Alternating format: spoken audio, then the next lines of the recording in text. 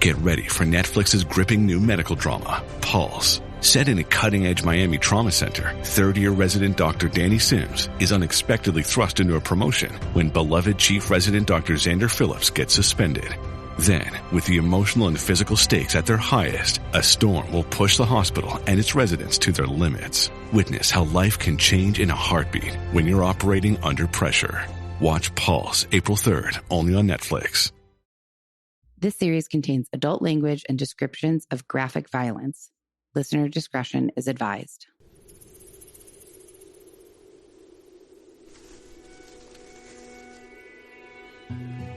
Hello, everyone, and welcome to Death by Southwest. I am your host, Margot, and this is our 100th episode. You'd think I could dress up or put on some makeup for the 100th episode, but I did not. I do have a really good crime story for us today, though. And before we jump in, which we are going to do in just a moment for all of you people who hate my chit chat at the beginning, I just have a request. I'd like to ask all the people who have, because it's driving me nuts, commented that they can't take the lip smacking or the mouth sounds. Can you please send me an email, send me a voicemail, send a text message? All of those, the email address and phone numbers and stuff are in the show notes. And please tell me exactly what you mean, because I've tried multiple filters on the microphone. I've tried sitting back more. I have brought my water with me so that I can keep my mouth, podcast ready. I don't know what else to do. And I hate that it is turning people off from the show so much that they don't even want to listen. And I've asked my patrons on Patreon, for the most part, I think that the ones who have responded have said they don't know what people are referring to either. So certainly perhaps my voice or the way that I talk or enunciate into a microphone maybe is not for you. And it might just be as simple as that. But if it is something specific, if it's like when I'm thinking and I go like that, I kind of click my tongue. I can't stop doing that. That just is kind of an unconscious thing. And I'm also not going to apologize for that. So I would love to be able to take care of whatever this lip smacking sound is that people are referring to. But I genuinely have no idea what you're talking about. And I've listened to the podcast. I have a filter on my microphone. I've put a filter on the editing app where I edit the audio. I'm not sure what else to do. And I'm not going to do anything else because there's nothing else that I can do. I've tried everything and I feel like, I probably have spent too much time worrying about it. So my last ditch effort is obviously the people who have stopped listening because of the mouth smacking can't help me. But if anyone who has complained about this or who has very sensitive ears and perhaps has noticed the same thing, I would love some real concrete examples so that I can try and rectify it if that's possible at all. Okay. That being said, today is our 100th episode and we are diving into the tragic and senseless murder of Andrea DelVesco, a bright and promising UCLA student whose life was brutally cut short in September of 2015. And I do know that Los Angeles is widely not considered the Southwest, but it's close. And we've done stories there before. So that's the most explanation I'm going to give on that. So let's talk about, we're not going to do a sense of place on Los Angeles necessarily, but UCLA sits in the neighborhood of Westwood in Los Angeles, which is between Brentwood and Beverly Hills and Bel Air and Century City. So it's kind of in the middle of all of those. Brentwood to the west, Beverly Hills to the east, Bel Air to the north. And if you are at all familiar with Los Angeles or the greater Los Angeles area, you will recognize that Brentwood, Beverly Hills, and Bel Air are all very nice, pricey, wealthy areas. So Westwood, the neighborhood of Westwood includes Westwood Village, which is a popular commercial district full of restaurants, shops, cafes, and historic theaters. And the population of people that live in Westwood, which fluctuates due to a large amount of the population being UCLA students, is about 52,000. It's a densely populated area due to the mix of student housing, luxury apartments, and single-family homes. UCLA is one of the top-ranked public universities in the U.S., and it's kind of the centerpiece of Westwood.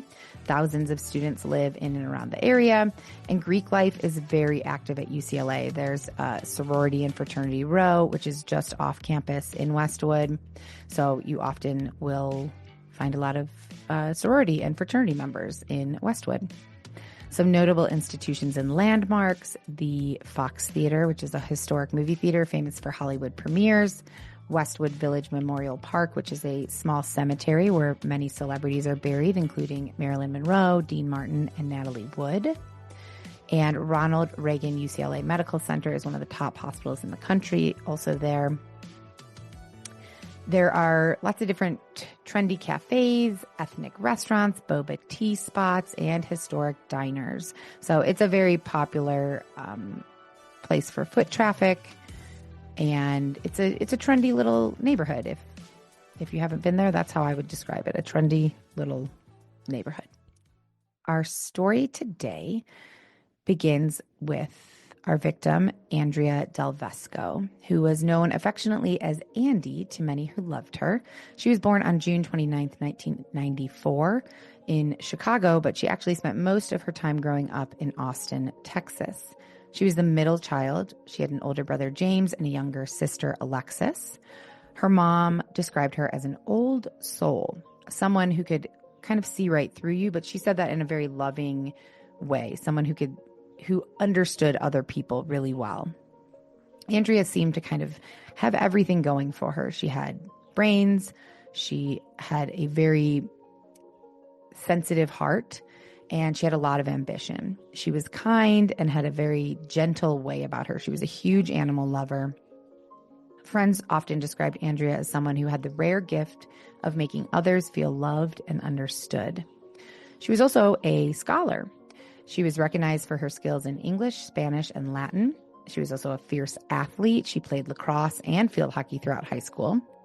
She was just a well-rounded teenager and then young adult. So when it came time to apply to college, Andrea's mom was hopeful that she would follow in her older brother's footsteps and go to the University of Chicago. She thought it would be, Andrea's mom thought it would be nice if they were together in their big college city together.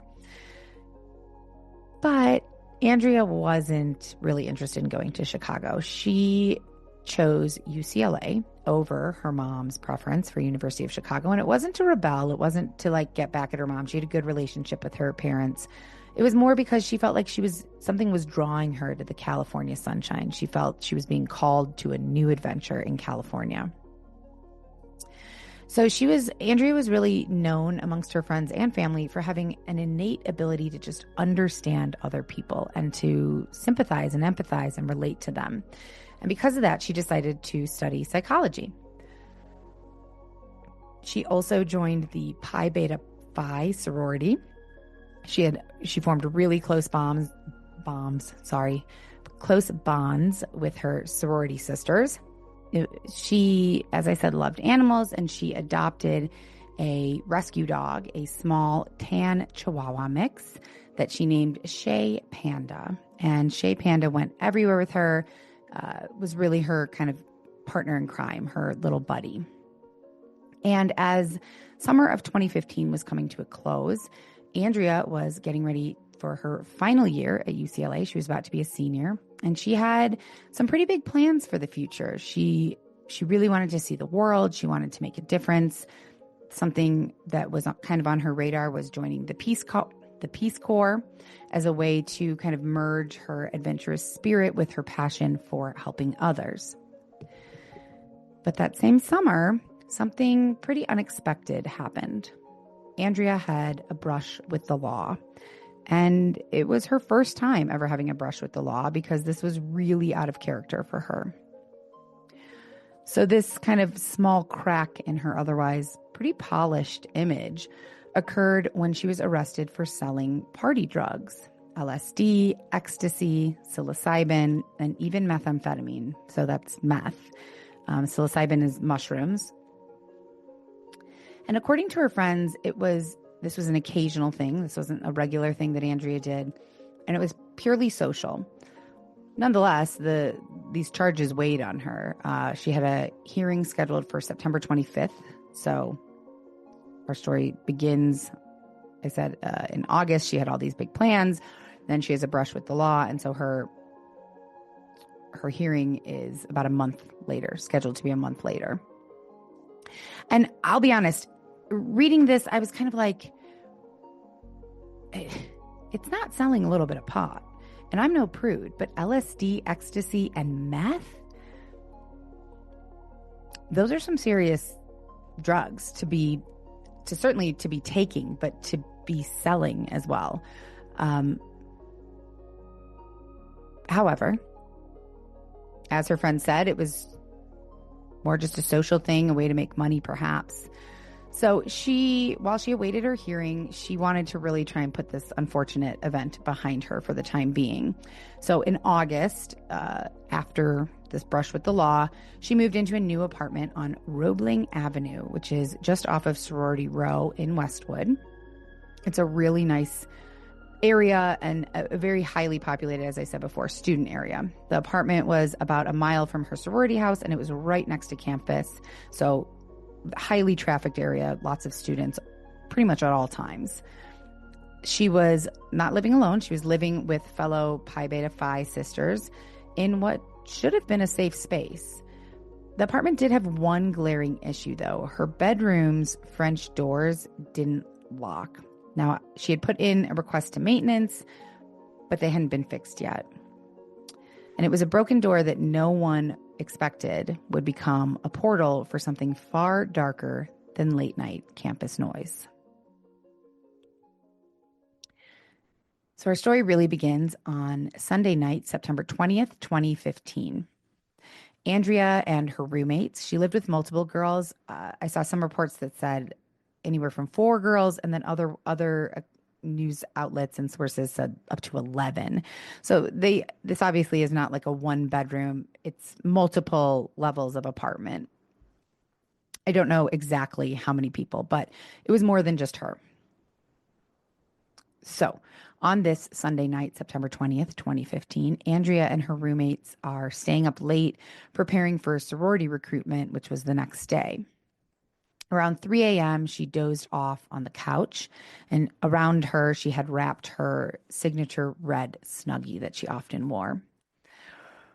Around 5:50 a.m., one of her roommates was leaving for the gym, and as she was leaving, she kind of clocked that Andrea was asleep on the couch with her red Snuggie. And she was only at the gym for about 40 minutes, so when she returned 40 minutes later, she noticed that Andrea was not on the couch, and her bedroom door was closed, which was a bit peculiar because she always left her bedroom door open for the dog, for Shea Panda. Her roommate, though, didn't really think anything of it, went about her business. Andrea's upstairs neighbor, Sarah, who lived directly above her, had just returned from dropping her boyfriend off at the airport. He had come into town. Sarah was turning 21 that previous weekend. So he had come into town. She took him to the airport, and she was just getting home right around this time, early morning hours, six-ish in the morning. And she was unlocking her door to get into her apartment when she noticed a man standing kind of at the bottom of the stairwell. So she was at least on the second or third level, and the stairwell was outdoors. And so as she's going into her place, she's looking down. She sees him kind of at the bottom of the stairwell. He was wearing a black baseball cap, a tank top, and dark jeans. And he looked up at her, and they kind of locked eyes. They made eye contact. And right when they made eye contact, he immediately ran away, ran towards the road. She thought it was kind of creepy, which good. It is. That does sound kind of creepy. So she went inside, she locked her door, and she called her boyfriend to ask his opinion. Do you think I should report this? Ultimately, she decided not to report it. But that moment, the one where she wasn't sure whether to trust her gut or not, in her gut, she was like, this is creepy. I should probably report it. But she didn't want to make a big deal out of something that wasn't a big deal. And she didn't know if it was a big deal at the time. So this was a moment where she was kind of questioning whether to trust her gut or not. And this would haunt her for a long time. So around this same time, as one roommate of Andrea's is getting home from the gym, Sarah's getting home from the airport, she sees this creepy man. Around the same time, a cook from UCLA named Julio was outside collecting cans for recycling, and a man approached him. Maybe the same man that Sarah had just seen. We don't know at this point. Julio reported saying that this man looked drunk or high. He did not look sober. And out of nowhere, this man who walked up to Julio said, "Do you know how to fight?" And Julio kind of was just standing there. He didn't really have a response. And this man claimed that he was about to go into an apartment full of girls and he might need backup if there were any men inside.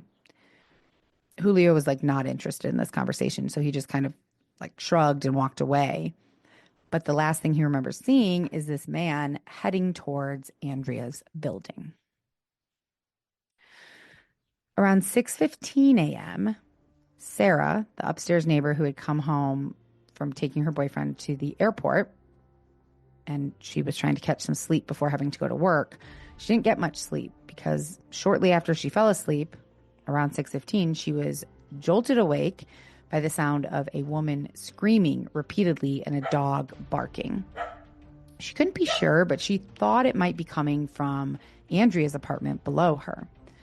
And so she was concerned, especially considering the weird man that was kind of lurking around the stairwell earlier. So she immediately dialed 911 to report the disturbance. She told the dispatcher, quote, "She's still screaming." So at this time, Sarah she wasn't sure if it was Andrea screaming. She thought that it probably was, but she didn't know. Either way, at the time that Sarah's making this 911 call, whoever is screaming is still obviously alive. While waiting for the police to arrive, Sarah walked out onto her balcony. She tried calling Andrea's cell phone, no answer. So now she's just calling Andrea's name into the courtyard. No answer. Police arrived 8 minutes later at 6:23 a.m. They immediately conducted an external search of the property, shining flashlights into windows and kind of walking the perimeter. Sarah pointed out to the officers, that's Andrea's place. I think this is where I heard the screaming coming from. And one of the officers tried to peer through Andrea's window, but it was pitch black inside. Even with a flashlight, he couldn't really make out much. He could barely make out the shape of a bed. But there was no visible movement that he could see. He couldn't confirm whether anyone was or wasn't inside. But from the outside, nothing looked out of place. The door was shut, the windows weren't broken, there was no signs of a disturbance. So about 7 minutes after they arrived, the officers decided to wrap things up and leave. And their report cited that there was no evidence of a crime. They never even knocked on the door. They never tried to open the door. They were on the scene, and there was a woman screaming. This is not something that Sarah imagined. And they left without ever figuring out what it was. Around 30 minutes later, about 7 a.m., the cops are gone. Sarah's now trying to lay down again. And now she hears a loud bang. She described it as maybe a door slamming open or shut. She's like, what is going on here? So she went out onto her balcony to try and see what the heck is going on. And what she saw shocked her. Tons of smoke was pouring out of Andrea's apartment. And that wasn't all. At that same moment, Sarah saw the man from earlier running away from the apartment building, from Andrea's apartment. And he was wearing a red Snuggie. She watched him flee the scene and jump into a red Nissan Sentra with a Lambda Chi Alpha fraternity sticker on the back. She even tried chasing after him for a moment before he drove away, and then she called 911 again. Now, inside the apartment, Andrea's roommates were just waking up to fire alarms blaring. Some of them, they were making sure everyone was okay, and they noticed that she wasn't around. So some of them were trying to get into her room because that's where it appeared the fire was coming from, but they couldn't. The flames were already too intense. They couldn't get inside. They couldn't see anything beyond the huge fire. Firefighters arrived quickly and worked to extinguish the flames, but by the time they got the blaze under control, it was clear that Andrea did not survive. And sadly, neither did Shay Panda, her dog. And I'm not going to get into the details of it because it is upsetting to me. I know that it's ridiculous that the dog is upsetting to me, but it is. The dog was still alive, but not doing well. They ended up having to put the dog to sleep. They found Andrea in her bed, covered in trash, which at first they didn't understand, but it was like someone had taken the trash can, set it on the bed, set it on fire. So they used the trash as kindling, and it had either dumped over onto her. Likely that's what happened. Something else that they noticed is that there was a lot of blood, which they didn't expect to see. Didn't take long. It only took about 2 hours before the police ruled the fire as arson. And eventually the autopsy was completed and confirmed that Andrea's death was not caused by the fire. In fact, she had been stabbed 19 times, twice in the throat. There was no smoke in her lungs. I hate to use the word luckily, but luckily, I guess, she was dead before the flames ever started. Investigators at this point are a bit stumped because there's no sign of a break-in. Now, let us not forget the French doors, though. So even though there was no sign of a break-in, someone who wanted to break in could have easily gotten in and left no sign of a break-in through those doors that didn't lock. But right off the bat, it didn't appear that there was like a big disturbance or anything. Andrea really, they talked to friends, family, classmates. Andrea really had no enemies. She didn't have a boyfriend. She wasn't romantically involved with anyone. That's where they always look first. Everyone really loved Andrea. She was well liked and genuinely well liked, not just people like pretend like, oh yeah, now that she's dead, no, she was really well liked. And so investigators they don't really know where to begin. They don't know what to make of this at this moment.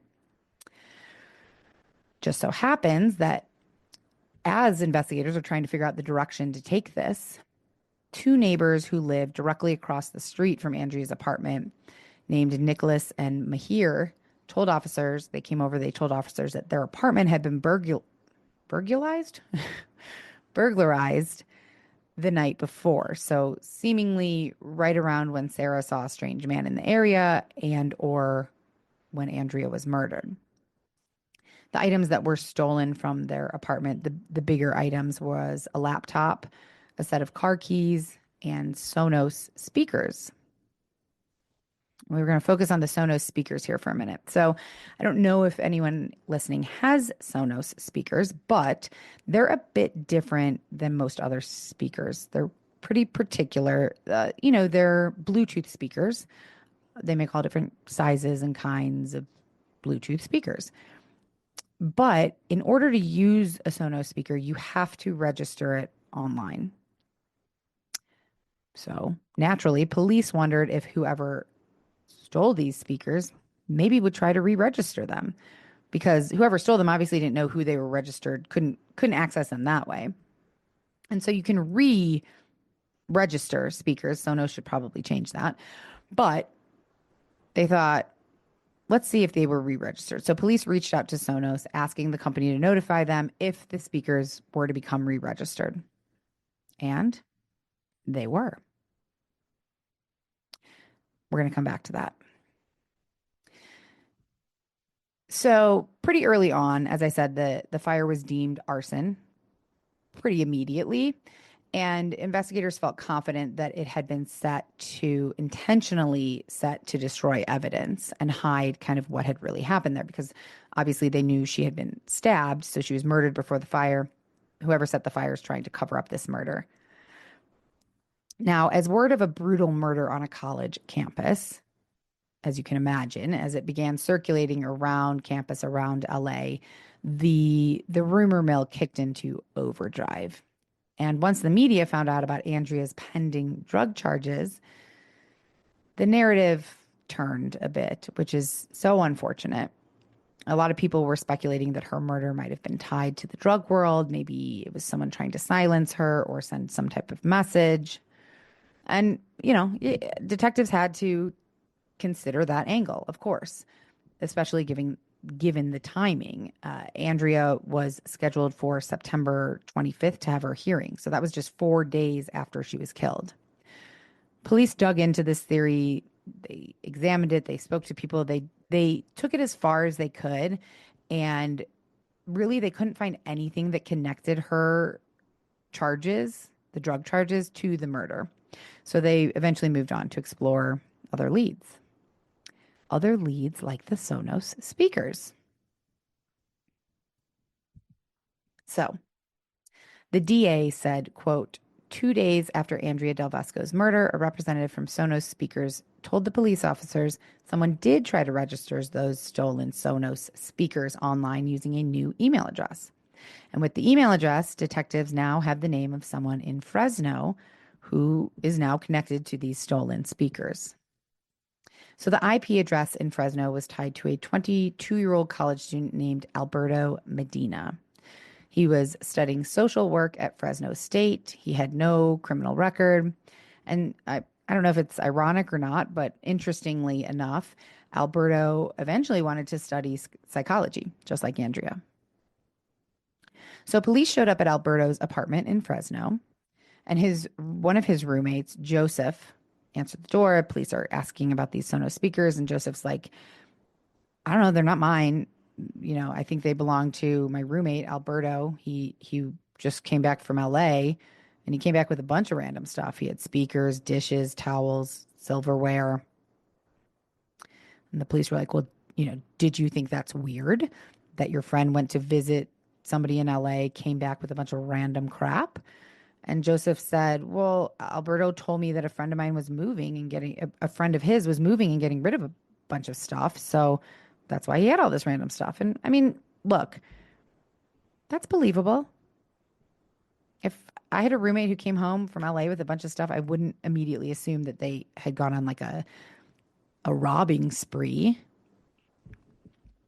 Another roommate of Alberto's, who was also named Joseph, which is confusing, told police something that definitely piqued their interest. So Joseph number 2 told police that when he came home, Alberto had mentioned a young woman being murdered near where he was staying in LA. He went as far as to say that he thought she had probably been raped and that he was pretty sure the killer would get away with it because she had also been burned. Yeah, little suspicious.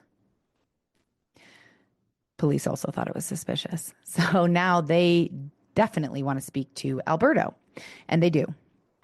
So when they first questioned Alberto, he was all smiles. He was acting like he was concerned, like, what can I help with? What do you need me to help you with? And at first he pretended to know nothing about the robbery. Like he was like, what rob? I don't know what you're talking about. I was just visiting my friend, Eric Marquez, who was a pre-med student at UCLA. Alberto did mention in his conversation with police that Eric lived. He told the police where Eric lived, which was right around the corner from Andrea. Now, Alberto supposedly knows nothing about the robbery and certainly knows nothing about any type of murder. He's just telling police where he was. And it is, in fact, very close to where Andrea lived and was murdered. But he said, I don't know anything about a robbery. Me and Eric went to a concert on Sunday night, and then we went to a party. But then he started to change his story a little bit. And then he started to change it again. He basically was not offering anything consistent or anything of value to the police at first. But when detectives asked Alberto whether he happened to come back from his weekend in LA with a set of Sonos speakers, he tilted his head and, in this kind of like weird, fake, like fakely confused way, he said, not that I know of. And the cops were not buying that. So they pushed a little more, and it did not take much pushing before he caved and blurted out, I did it. I'm sorry. He claimed that he had been at a party at an apartment where the speakers came from. And he said the guys who lived there were, quote, being dicks.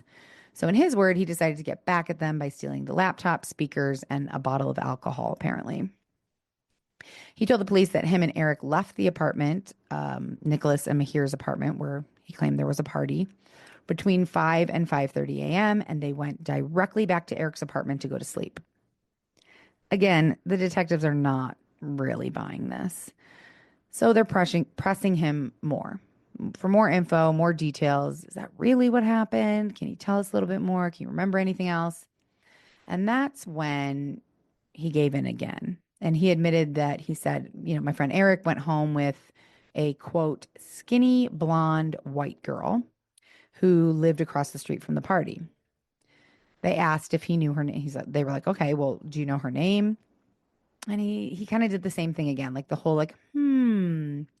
let me think about it. I'm not sure. And then, and then he suddenly remembered, I think her name was Andy, which, remember, is just what people who like really knew her or were close to her called her.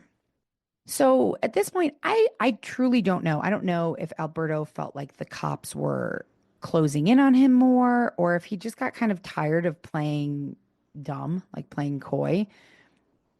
But out of nowhere, he finally said, it's Eric. He said that he was waiting in the car outside of the apartment for Eric, and Eric ran up to the car saying, I fucked up. He said that he had gotten carried away with the girl he met at the party, beat the shit out of her, and then killed her to cover it up. At this point, detectives don't know what to think. They're like, okay, well, okay. I mean, it's a confession of sorts. So we need to obviously talk to Eric now, because they're assuming at this point, since Alberto's story changed multiple times, that there's probably more to the story than Alberto's telling them. So they held him and tried to figure out next steps, which a big part of that was talking to Eric. So they're now again in LA. They sit down with Eric Marquez, and his version of events is completely different than what Alberto had told them. He told investigators that he and Alberto had gone home around 3 a.m. after a night of drinking, and they went to sleep, slept straight through until 8 a.m., which, according to him, I mean, that means that they couldn't have been involved in anything, in a robbery, in a rape, in a murder, in arson, nothing, because they were sound asleep when all of that happened. Not shockingly, he left out a few key details, like the fact that stolen items had shown up in the possession of Alberto. He didn't specifically say we couldn't be involved in a burglary, a fire, and a murder, but he didn't say anything about them. And he lived right around the corner. And so they're asking him about the night, what happened, what went down, was there anything out of the ordinary? And he's acting like it's just a totally normal night. They were out drinking and then went home at 3 a.m. and slept until 8 a.m. So he didn't know anything about anything. So he left out those details. Also, remember, Alberto said that they went to a concert, then they went to a party, and that they didn't leave that party until 5 a.m. So now they both have different stories. So the police don't know who to believe or what to believe at this point. And so they pull surveillance footage from Eric's apartment. And this now tells a very different story than both of them. So surveillance footage from the apartment complex at 11015 Strathmore Drive, that's where Eric Marquez lived, showed Alberto and Eric leaving Eric's apartment at 4:30 a.m. They looked very intoxicated. They looked like they were not ready to call it a night. So obviously they're not sleeping like Eric claimed. Now, remember, Andrea was killed, estimated sometime between 5:30 and 6:15 approximately. So we see them leaving Eric's apartment at 4:30 a.m. And then around 7:06 a.m., we see them come back to the building. And what do you know that we see in that surveillance footage? We see draped over one of their shoulders that same red Snuggie that Andrea had been wearing, and that Sarah had seen a man running from the apartment building wearing over his shoulders wearing. Now, if we're to believe Alberto, it should be Eric wearing the Snuggie, right? Because Alberto said Eric murdered Andrea. But no. In the surveillance footage, it was Alberto wearing the Snuggie. So detectives take this surveillance footage and they show it to Eric. And his story and kind of like the facade that he was keeping up fell apart really quickly. So he's obviously being faced with like proof that his story is completely inaccurate. They were not asleep between 3 and 8. So then he's backpedaling. He claimed that he was so drunk that he barely remembered anything at all. So instead of now denying, he's not denying involvement outright. He's just saying, I don't know. I was wasted. I can't tell you anything, which is like, it's not exactly a excuse, and it doesn't clear him. It also doesn't totally connect him. So they don't know what to do with Eric at this point. Thankfully, not everyone from that night had such a drunken, blurred memory. There were 2 other people actually involved in this whole entire evening that the police were able to talk to, and they were 2 girls named Jeanette and Gabby. They were UCLA students. They were also friends of Eric's, and they had a much more clear timeline. So they had just met Alberto that weekend because he was in town visiting from Fresno. And even though they had all kind of spent some time partying together because they were friends with Eric, by Sunday night, Jeanette and Gabby were done with these dudes. They were super fed up with how aggressive and sloppy Alberto had gotten that night and seemingly the whole previous weekend that they had spent together. So that night, they'd all started by playing a drinking game at Eric's apartment before they went out and got food at a place called Tommy Taco. Again, this is according to Jeanette and Gabby. And then around 2 a.m., they all got into an Uber to go back to Eric's place. But the girls had no intention of staying. They made it very clear to the driver and to Eric and Alberto that Eric and Alberto were to get out and Jeanette and Gabby were going to continue on home. According to both of the women, Alberto was drunk and he was pissed off that the night was ending there. He yelled at them. He insisted that he wanted to go back to their apartment or that they had to come back to Eric's apartment. He very obviously wanted to continue partying with them and who knows what else. Either way, it was creepy. It was pushy. It was not a good combination. They were largely over it. So that's what happened according to them, though, that they dropped Eric and Alberto off at Eric's place. And then Jeanette and Gabby went home, and that's where their involvement in this story ends. Now, police decide to examine Alberto and Eric, give them a physical examination, check for any signs of a struggle, scratches, bruises, defensive wounds. Eric, clean, no marks, nothing at all. Alberto, not so much. He had a variety of different small cuts and abrasions across his entire body, which he casually said to the police, like, well, I got in a fight. Like, no big deal. Yeah, okay. You got in a fight. You didn't have anything to do with this, even though you were like 2 feet away from when it happened. Just a random fight with a random guy. Convenient.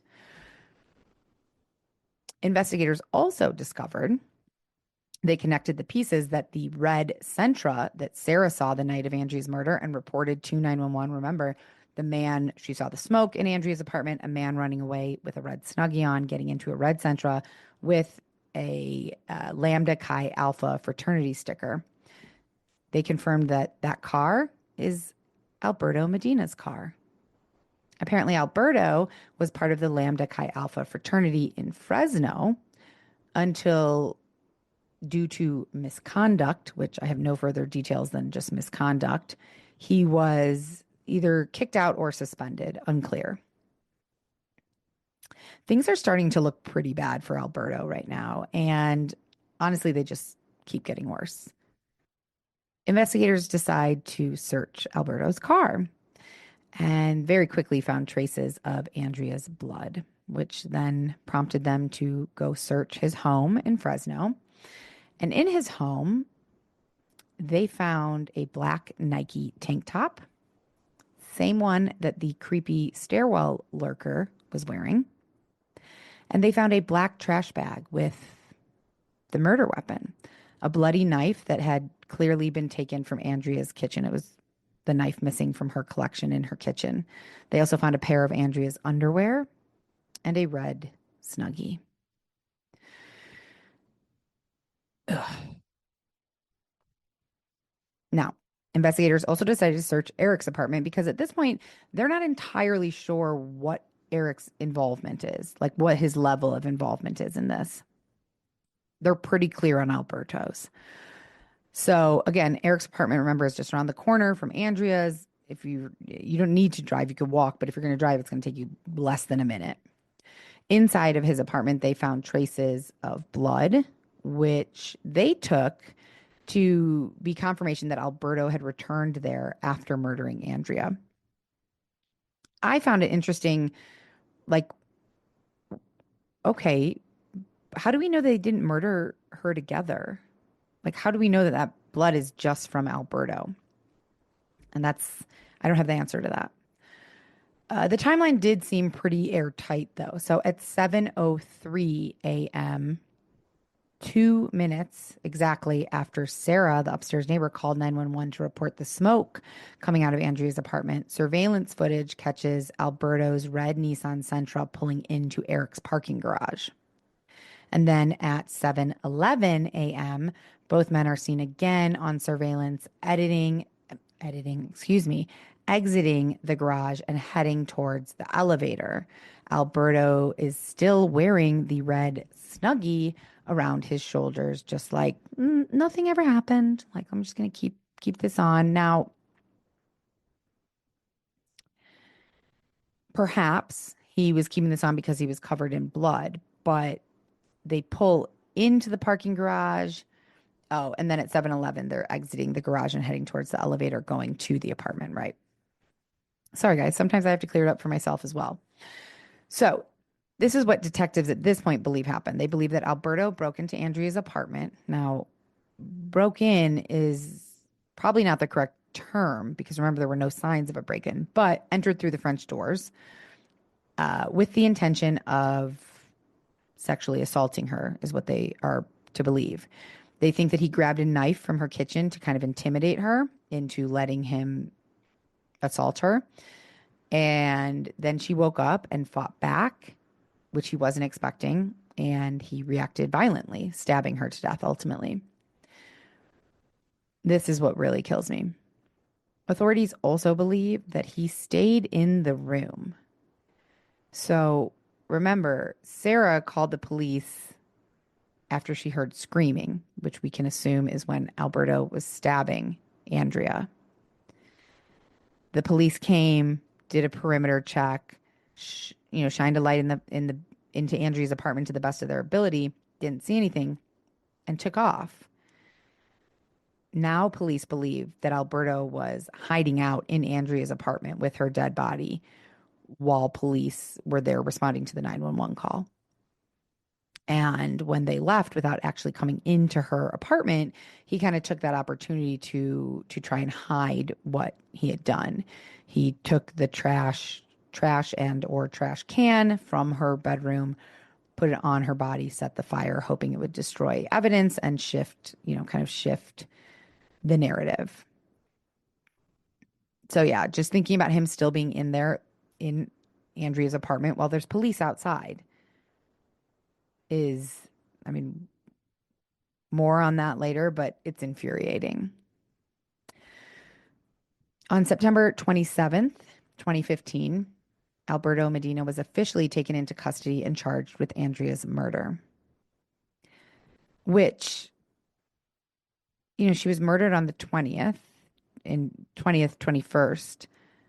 That's very fast. I don't know that we've had, very rarely do I think we have a case where they're able to catch and arrest the suspect that quickly. I don't want to like pat their backs for good police work because the police were outside while he was still inside her apartment and she could have been alive.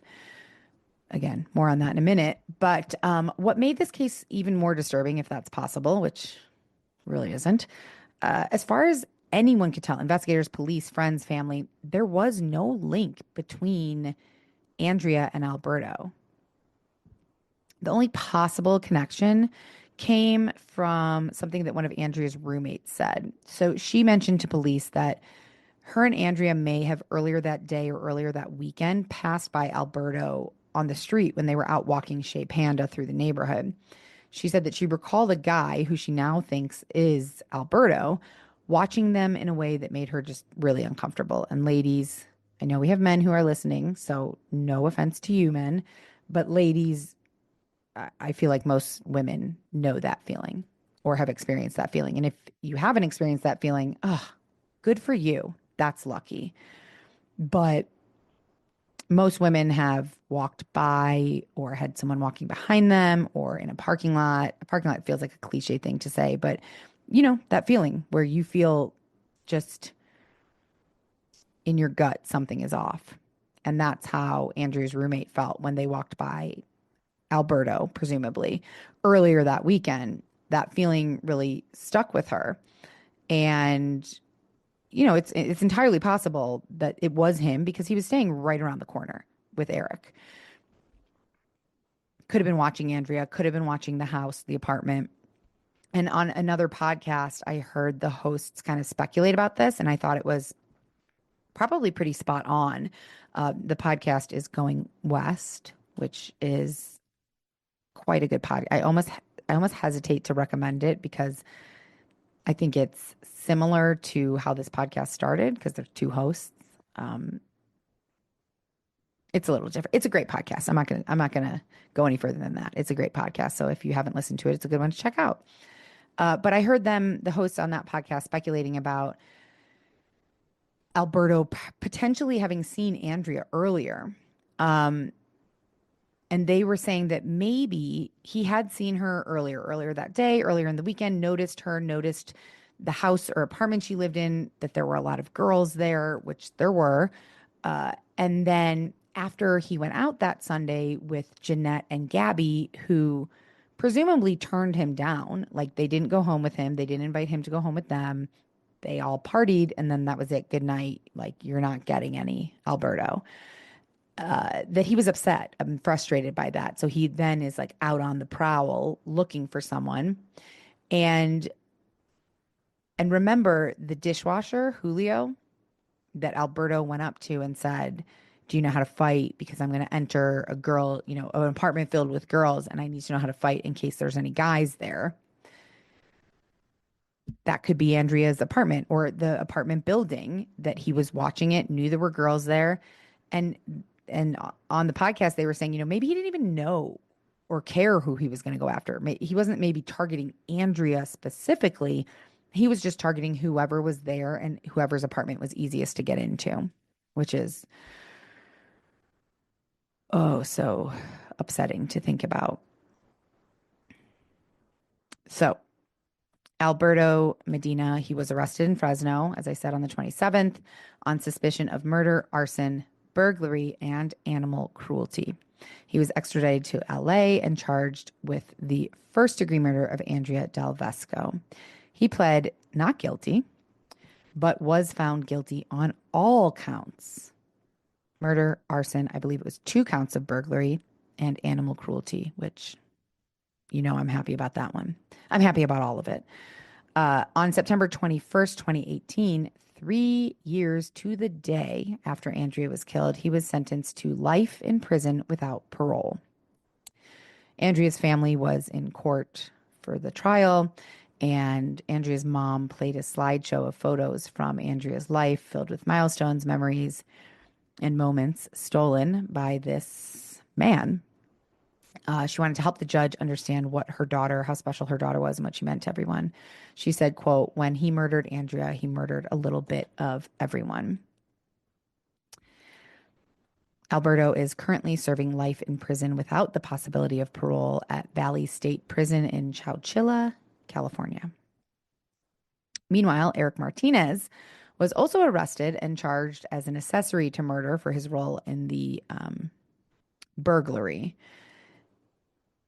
and murder. In 2017, he took a plea deal, pleading guilty to first-degree burglary and accessory after the fact. He was sentenced to 2 years and 8 months in prison. And the DA said, quote, "There was insufficient evidence to show that Marquez knew exactly what happened inside Andrea DelVesco's apartment.